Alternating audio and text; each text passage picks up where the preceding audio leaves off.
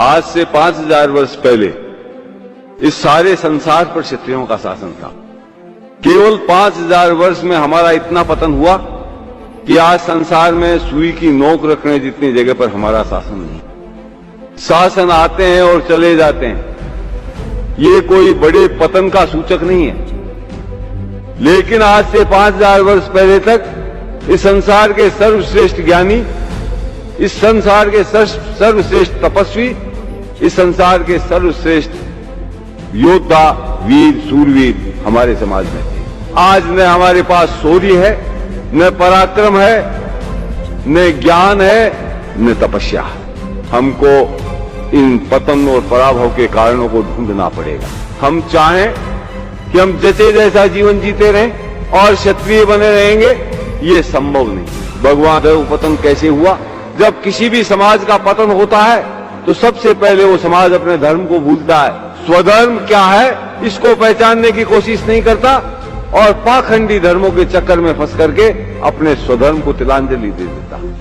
तब उसके पास उत्थान का जो पहला साधन स्वधर्म है वो उसके हाथ से चला जाता है और धर्म के नाम पर पाखंड में वो ठगा जाता है, जिससे उसका न कोई सांसारिक क्षेत्र में उसको लाभ मिलता है, न आध्यात्मिक क्षेत्र में उसको कोई लाभ मिलता है।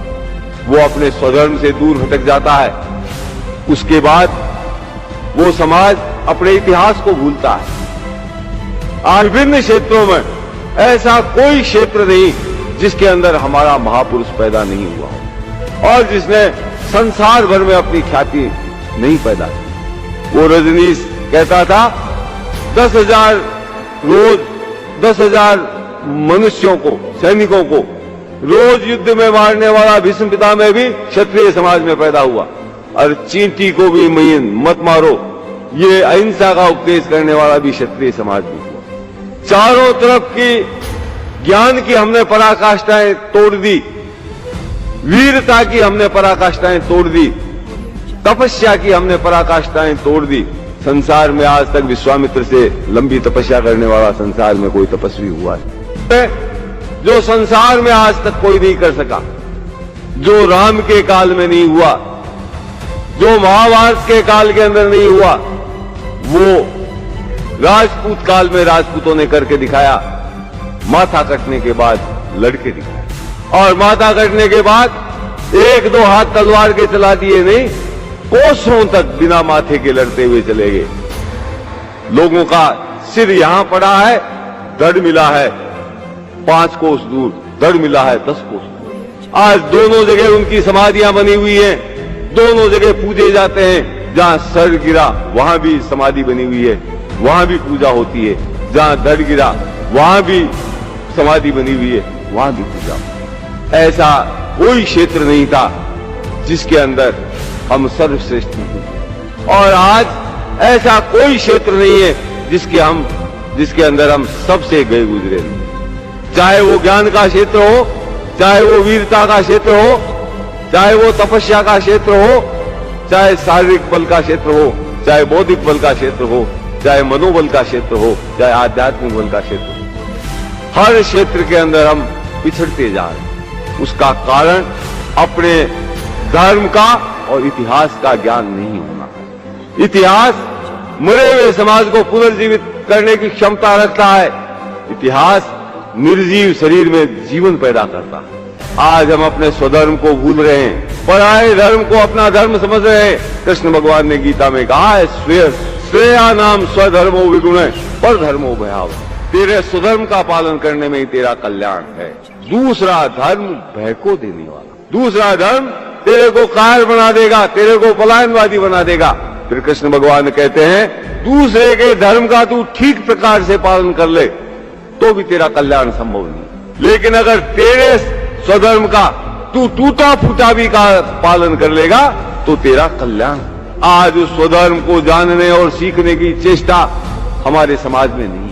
अपने स्वधर्म को अपनाने की चेष्टा नहीं करेंगे, हमारे अंदर जीवनी शक्ति नहीं आ सकती। जब तक अपने इतिहास का ज्ञान नहीं करेंगे, हमारे अंदर प्राण शक्ति का विकास नहीं हो सकता। और पराभव का अंतिम सोपान है संस्कार, सांस्कृतिक पराभव। अपनी संस्कृति को भूल जाना, आज भी हर दिन हमारा बोल चाल, रीति रिवाज, खान पान, रहन सहन सब दूषित होता है। इस पूंजीवादी सभ्यता और पूंजीवादी संस्कृति यानी विदेशी सभ्यता और विदेशी संस्कृति यानी ईसाइयत की सभ्यता और ईसाइयत की संस्कृति का प्रचार आज इस देश के अंदर चैत्र शुक्ला प्रतिपदा को कोई नया वर्ष नहीं मनाता और अपने स्वधर्म को सीखना पड़ेगा।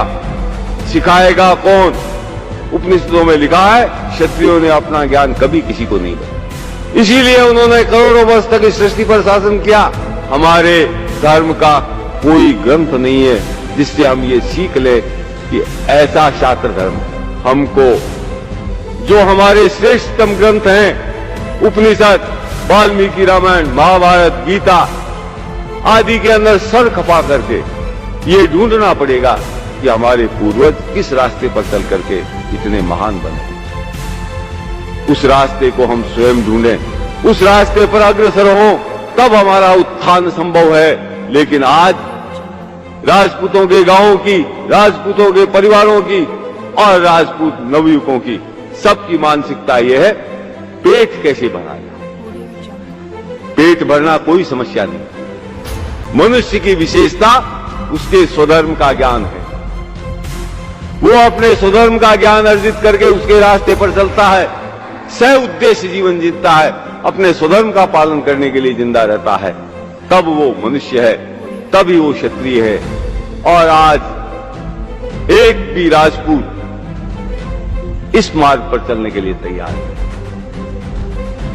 उनको ऐश चाहिए, उनको आराम चाहिए, उनको दूसरों की देखा देखी अपनी संस्कृति को तूली लगाना मंजूर है, लेकिन अपने धर्म, इतिहास और संस्कृति को रक्षा के लिए प्रयत्न करना मंजूर है।